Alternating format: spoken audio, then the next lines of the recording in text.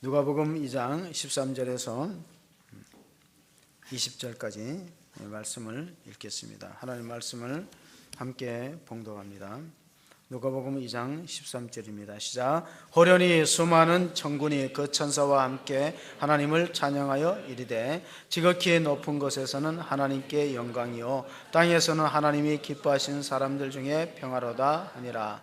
천사들이 떠나 하늘로 올라가니 목자가 서로 말하되 이제 베들레헴으로 가서 주께서 우리에게 알리신 바 이 이루어진 일을 보자 하고 빨리 가서 마리아와 요셉과 구유에 놓인 아기를 찾아서 보고 천사가 자기들에게 이 아기에 대하여 말한 것을 전하니 듣는 자가 다 목자들이 그들에게 말한 것을 놀랍게 여기되 마리아는 이 모든 말을 마음에 새기어 생각하니라. 목자들은 자기들에게 이르던 바와 같이 듣고 본 그 모든 것으로 인하여 하나님께 영광을 돌리고 찬송하며 돌아가니라. 아멘. 메리 크리스마스인데 여러분들이 얼굴에 근심이 보여. 이제 설교 시작하면 언제 끝나나. 걱정하지 마세요. 알아서 할 테니까. 알아서 하겠습니다. 해마다 성탄절이면 등장하는 자선남비는 누가 만들었을까요? 구세군의 창시자였던 영국 월리엄 보스라는 분이 만들었는데 그분이 이런 예언을 했어요. 어떤 예언을 했냐면은 앞으로 우리 교회는 어떻게 될 거냐. 미래의 교회는 예수 없는 성탄절 그리고 십자가 없는 기독교를 믿는 날이 올 것이다. 예언을 했는데 사실 그렇게 되는 것 같아요. 왜냐하면 성탄절 추리를 가장 먼저 장식하는 것은 교회가 아니고 어디죠? 백화점 대형마트예요. 캐럴도 백화점하고 대형마트가 먼저 틀어요. 교회가 한 발 늦고 있습니다. 실제로 영국의 버밍업이라는 도시에서 버밍업 도시 시의회가 정부에다가 크리스마스를 윈터볼로 바꿔달라 제안을 했어요. 윈터볼이 뭐냐? 윈터는 겨울입니다. 볼은 뭐냐면 페스티벌, 겨울 축제로 바꾸자. 크리스마스를 윈터볼로 바꾸자. 이거 얼마나 상업주의에 물들어 있습니까? 오늘 기독교가 본질을 잃어버리고 성탄절의 의미마저 퇴색되고 예수 없는 성탄절 될까 우려됩니다. 성탄의 가장 중요한 핵심이 뭐냐? 성탄의 정신이 뭐냐? 그게 요한복음 1장 14절에 나와 있습니다. 이걸 모르면 성탄절의 의미를 모릅니다. 성탄의 깊은 진정한 뜻이 뭐냐? 하나님 왜 성탄절을 우리에게 허락하셨는가? 요한복음 1장 14절 말씀을 보십니다. 함께 보시겠습니다. 말씀이 육신이 되어 우리 가운데 거하시매 우리가 그의 영광을 보니 아버지의 독생자의 영광이요 은혜와 진리가 충만하더라. 왜 성탄절이 은혜와 진리가 충만하냐면은 하나님이 육체가 되었다는 거예요. 하나님이 어떻게 육신이 될 수 있을까? 중세의 신학자 안셀름이 크루데오스 호모라는 라틴말로 된 책을 한 권 냈습니다. 크루데오스 호모 라틴말을 우리말로 번역하면 왜 하나님이 인간이 되셨는가? 말씀이 왜 육체가 되었는가? 그것은 바로 우리가 마태복음처럼 우리를 외면하거나 우리의 상황과 고통을 멀리하는 하나님이 아니라 가장 깊숙이 우리 가운데 찾아오셔서 낮아지셔서 하늘의 영광의 보좌를 버리고 낮아지셔서 우리와 함께하기 위해서 인간의 몸을 입으셨다는 사실을 믿으시기를 바랍니다. 그것이 임마누엘의 축복이에요. 오래전에 제가 학교 다닐 때 보니까 그 황석영이라는 소설가가 산포 가는 길이라는 단편을 썼어요. 그 산포 가는 길 단편이 또 영화로도 만들어졌는데 기억나는 건 뭐냐면은 우리나라 속담에 밤새 곡하고 누가 죽었느냐고 물어보면 안 되잖아요. 근데 그 영화에 보면 그 소설에 보면 그런 게 있어요. 길을 가다가 배가 고프니까 상갓집에 들어갔어요.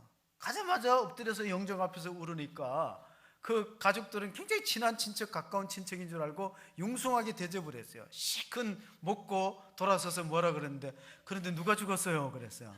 그러니까 그 상주가 화가 나갖고 막 이렇게 쫓아내는 장면이 기억이 납니다. 우리가 성육신의 신비를 모르면은 성탄절의 의미를 잃어버립니다. 자, 성탄절은 성육신이다 기억하시고, 두 번째 성탄절의 의미는 뭐냐면은 거룩한 교환절이다. 성탄절은 거룩한 교환의 절기다. 어떻게 교환되는가? 신성과 인성을 맞바꾸고 영원한 것과 일시적인 것이 맞바뀌고 이것이 바뀌는 거예요. 어떻게 바뀌는가? 성탄절은 바뀌는 절기인데 하나님이 하늘의 영광의 자리를 버리고 우리한테로 오셨어요. 그래서 우리를 하나님께로 올려주십니다. 자리 바꿈이에요. 그리고 우리는 육신적으로 한계를 갖고 있는 이 땅을 살아가는데 우리에게 영생이라는 선물을 주기 위해서, 또 우리가 영원히 멸망길로 갈 수밖에 없는 그런 인생을 하나님의 영원한 나라로 인도하기 위해서 예수님이 오셨으니 이것이야말로 거룩한 교환이다. 하나님이 세상을 이처럼 사랑하사 독생자를 주셨으니 이는 저를 믿는 자마다 멸망치 않고 영생을 얻게 하려 하심이라. 우리 유치부 아기들이 얼마나 똑똑하게 잘 배워요. 하나님은 우리를 사랑해서 독생자를 선물로 주고 우리는 하나님 앞에 무엇으로 보답했냐면 두 가지로 보답했어요. 하나는 예수님이 오셨을 때 말구유로 대접하고 예수님의 생애 마지막에는 십자가로 대접했어요. 나무로 다 대접을 한 거예요. 그래서 아마 성탄 추리를 장식하는 이유가 거기에 있는지도 몰라요. 나무로, 말구유로, 또 하나는 십자가로. 예수님의 성탄의 기쁜 소식을 가장 먼저 들었던 사람들은 양을 치는 목자들이었어요. 오늘 말씀을 보시면은 목자들이 천사의 소리를 듣고 기뻐하면서 감격하여 마을로 베들레헴으로 내려가서 보셨다 그랬어요. 우리가 성경 읽다가 가장 슬픈 게 뭐냐면은 하나님 우리에게 가장 귀한 선물 독생자를 주셨는데 우리는 그를 영접지 않았습니다. 영접하는 자에게는 놀라운 축복이 있습니다. 요한복음 1장 11절 12절을 한번 읽어봅니다. 자기 땅에 오며 자기 백성이 영접하지 아니하였으나 영접하는 자 곧 그 이름을 믿는 자들에게는 하나님의 자녀가 되는 권세를 주셨으니, 우리가 영원한 교환이 이루어지기 위해서, 하나님의 축복된 신령한 교환이 이루어지기 위해서 예수님 영접해야 되는데 많은 사람들이 예수님을 배척하고 예수님 아니고 다른 것으로 성탄절을 보내고 있습니다. 영접하는 자에게는 하나님의 자녀가 되는 축복, 하나님의 자녀가 누릴 수 있는 지위와 생명을 얻게 되는데, 가장 성탄의 기쁜 소식을 먼저 들었던 사람들은 율법사들과 바리새인들과 당시의 종교인들이 아니었고 오히려 양을 치는 목자들이 먼저 들었습니다. 여러분, 양 치는 목자는 대표적인 3D 업종이에요. 천하고 또 밤에 잠도 못 자고 몸에 짐승 냄새가, 양의 냄새가 나니까 사람들이 꺼립니다. 그래서 구약시대에 예수님 당시에 보면은 양치는 목자들은 군대를 안 가고 세금을 안 냈어요. 그리고 법정의 증인으로 채택될 수 없으니까 얼마나 사회적으로 천대를 받았습니까? 이들은 아는 게 없고 배운 게 없고 가진 게 없어요. 때로는 양을 훔쳤다는 도둑으로 누명을 쓰고 천대받는 계층의 사람들이 목자들이었습니다. 마치 흑인들이 우리가 백인들 밑에서 인권을 보장받지 못했던 것과 같습니다. 남아연방의 대통령이 되었던 넬슨 만델라는 27년간 감옥살이를 했습니다. 그리고 감옥 생활을 하는 가운데 사랑하는 딸이 결혼해서 아이를 안고 왔어요. 딸이 아기를 안고 며느리를 왔는데 그 아프리카에는 할아버지가 이름을 지어준대요. 근데 그 만델라가 자기 딸, 그러니까 외손자의 이름을 뭐라고 지었냐면 희망이라고 지었어요. 이 아프리카 사람들, 흑인들이 희망이 없으니까 희망이라고 짓자, 희망이라고 지었다는 겁니다.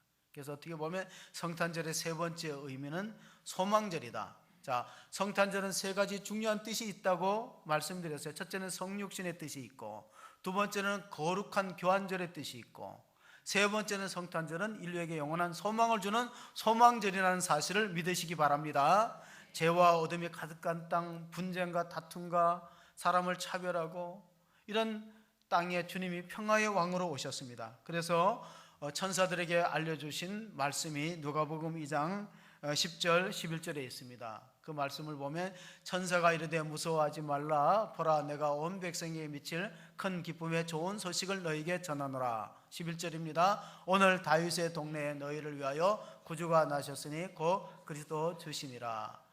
온 백성에게 미칠 큰 기쁨의 좋은 소식이 성탄의 소식이라는 겁니다. 근데 오늘 우리가 듣는 소식 중에서는 온 백성에게 미칠 큰 기쁨의 소식은 별로 없고 슬픈 소식, 절망적인 소식, 낙담되는 소식이 참 많아요. 그래서 텔레비 보기가 부담스러워요. 보면은 또 어떤 잘못된 거, 어떤 비리들이 계속해서 나타나니까 우리 마음이 자꾸 절망스럽고 불쾌하고 답답하기가 그지없는데 TV 자꾸 보다 보면 화병 생길 것 같아요. 여러분 좋은 소식이 있습니까? 좋은 소식은 찾아보기 힘들어요. 그런데 구주가 탄생했다는 소식은 온 백성에 미칠 큰 기쁨의 좋은 소식이다. 그래서 복음을 가리켜서 굿뉴스라고 하는데 굿이라는 것은 갓이라는 것과 비슷한 원이잖아요. 하나님이 주시는 거. 굿, 하나님께서 그 아들을 보내주셨다. 그리고 뉴스라는 것은 동서남북의 첫 글자입니다. NEWS가 동서남북. 온 사방에 퍼져야 될 복음의 기쁜 소식 위에 우리가 더 바랄 희망이 어디 있습니까? 그래서 누가복음 2장 13절 14절에 하나님을 찬양합니다. 천사들이 이렇게 찬양했습니다. 13절 14절 보시겠습니다. 호련히 수많은 천군이 그 천사와 함께 하나님을 찬송하여 이르되 지극히 높은 곳에서는 하나님께 영광이요 땅에서는 하나님이 기뻐하시는 사람들 중에 평화로다. 아멘. 하나님께는 영광이요 우리들에게는 평화다. 이것이 성탄의 내용입니다. 복음서에 보면은 예수님의 성탄과 부활의 소식은 빨리 가서 전하라 그랬어요. 머뭇거리지 말고. 그게 오늘 우리가 읽었던 누가복음 2장 16절에 목자들이 이 천사의 찬송소리를 듣고 우리가 마리아와 요셉과 아기 예수 태어난 베들레헴으로 빨리 달려가자 하고 가서 확인합니다. 그리고 마태복음 28장에도 보면 부활의 소식을 접했던 여인들이 빨리 가서 제자들에게 알립니다. 빨리 가서 전해야 될 긴박한 뉴스는 다른 게 아니었어요. 어떤 비리나 사건에 연루된 내용이 아니라 복음의 소식이었다. 2장 16절을 한번 보십니다. 빨리 가서 마리아와 요셉과 구유에 누인 아기를 찾아가서 부활의 소식도 빨리 전합니다. 28장 7절 보시면은 마태복음입니다. 또 빨리 가서 그의 제자들에게 이르되 그가 죽은 자 가운데서 살아나셨고 너희보다 먼저 갈릴리로 가시나니 너희 거기서 너희가 배우리라 하라. 보라 내가 너희에게 일렀느니라 하니라. 사도신경을 우리가 신앙 고백을 하잖아요. 사도신경에 보면은 아주 우리가 받을 수 있는 5가지 놀라운 은혜가 있는데 첫째는 하나님이 세상을 이처럼 사랑한다는 거예요. 천지를 창조하신 하나님이 우리 한 사람 한 사람한테 관심이 있다는 거예요. 사랑의 핵심은 관심이에요. 사랑의 반대말 미움이 아니라 무관심이에요. 사랑한다는 거예요. 두 번째로는 사랑하니까 아들을 육신의 몸으로 오게 하셨다는, 하나님이 인간이 되어 오셨다는 거예요. 그 성육신의 신비가 사도신경에 들어있어요. 세 번째 신비가 뭐냐면 우리 죄를 위해서 십자가에 죽으셨다는 거예요. 네 번째 사도신경의 놀라운 신비는 3일 만에 무덤을 열고 부활하셨다는 거예요. 부활의 기쁜 소식을 빨리 전하라. 절망과 어둠에 있는 백성들에게 이거보다 더 전할 뉴스가 있느냐. 5번째가 뭐냐면은 영접하는 자에게 하나님의 놀라운 자녀되는 권세, 하나님의 생명을 약속받았어요. 그러므로 성탄절은 축하보다 더 중요한 건 영접이에요. 영접. 예수님이 말구유에 태어나게 할 만큼 인류는 예수님을 배척했어요. 그러나 우리 마음속에 찾아와서 우리 중심에 모시면은 그것이 바로 성탄절에 성도가 받아야 할 가장 큰 축복인데 우리는 자꾸 빼앗겨요. 크리스마스 캐롤에 빼앗기고 추리에 빼앗기고. 그래서 학생들, 중고등학생들한테 성탄절 하면 뭐가 생각나냐 그러니까 크리스마스 추리, 캐롤, 예수님은 세 번째예요. 미국 사람들은 성탄절에 또 칠면조 요리를 먹습니다. 얼마 전에 보도해 보니까 터키 이스탄불에서는요 고등학생들이 캐롤을 부르는 것을 정부에서 못 부르게 합니다. 왜 이 캐롤을 부르냐? 이슬람 국가에서. 우리나라도 지금 캐롤 부를 분위기가 아니에요. 왜냐하면 너무나 지금 영세 상인들하고 제조업자들이 너무 힘들어요. 그러나 하나님은 이 힘든 상황을 아시고 우리를 바꾸시기 위해서 교환하기 위해서. 베드로전서 2장 24절 25절에 보면은 친히 십자가에 달려 죽으심으로 우리의 나쁜 것을 다 가져가시고 우리한테 좋은 것을 바꾸어 주시기 위해서 오셨습니다. 같이 보십니다. 친히 나무에 달려 그 몸으로 우리 죄를 담당하셨으니 이는 우리 죄에 대하여 죽고 의에 대하여 살게 하려 하심이라. 그가 채찍에 맞음으로 너희가 나음을 얻었나니. 그렇습니다. 원래 이 주님께서는 하늘 영광의 보좌에서 우리에게 높임을 받아야 됨에도 불구하고 인간의 몸을 입고 마리아의 몸에서 나섰습니다. 벤자민 워필드라는 성경학자는 이렇게 말합니다. 동정녀 탄생을 믿지 못하는 과학적이고 상식적인 그런 사람을 내 앞에 데리고 오라. 그 사람은 과학적으로 동정녀 탄생은 안 된다는 거예요. 의학적으로도 생물학적으로도 안 된다는 거예요. 그런 사람 내한테 데리고 오라. 동정녀 탄생을 안 믿는 사람은 예수가 하나님인 걸 안 믿는다. 그렇습니다. 예수가 하나님이심을 믿는 사람에게는 동정녀 탄생의 기적이 믿어집니다. 하나님이 못하실 게 뭐 있어요? 그런데 예수님이 하나님의 아들, 하나님과 똑같은 삼위일체 한 분이라고 믿지 않으면, 그러면 성경의 기적, 동정녀의 기적이 의심되어질 수밖에 없습니다. 우리가 성탄 추리를 장식하고 그러는데, 이 성탄 추리는 원래는 성탄목으로 시작되었어요. 6세기, 7세기경에. 그때는 성탄목을 에덴 동산의 생명나무로 상징하고 거기에다가 이제 여러 가지 에덴 동산의 모양으로 만들어서 성탄을 축하했는데, 그게 1000년 후에 종교개혁자 마틴 루터가 거기다 촛불을 걸었어요. 그리고 지금의 성탄 추리는, 이 추리는, 크리스마스 추리는 이제 마틴 루터의 기원이 있죠. 한 500년 전입니다. 500년 전에 그가 촛불을 달고, 원래 그 성탄목에는 사과나무를 달았어요. 왜냐하면 에덴 동산의 선악과 열매를 상징해서 사과나무를 달고 다윗의 별을 달고, 그렇게 해서 이것이 성탄목으로 우리가 지키다가 그 후에는 이제 거의 과자도 달고 또 여러 가지 달았는데, 그 성탄목의 기원은 이사야서 11장 1절에 나와 있습니다. 다윗의 줄기에서, 이새의 줄기, 다윗의 아버지가 이새거든요.